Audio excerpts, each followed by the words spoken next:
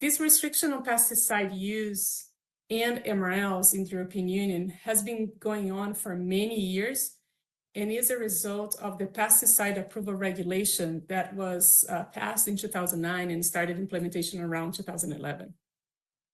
However, we do expect that pesticide use and MRLs in the EU will continue to be further reduced as a result of the Europeans' Farm to Fork strategy, which is one of the main pillars of the European Green Deal.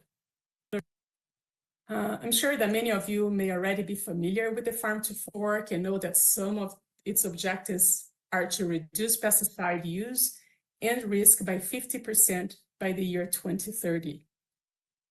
But the strategy also wants to increase organic production within the Union, and importantly, the EU also wants to promote its view on pesticides to other markets around the world.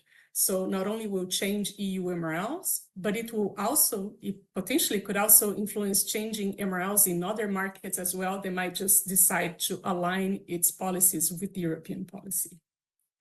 This is a major concern for exporters, as the situation for MRLs in the EU may become even more challenging.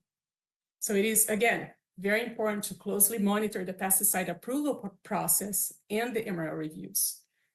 By the time an MRL change is notified to the WTO, it may be too late to implement mitigation measures.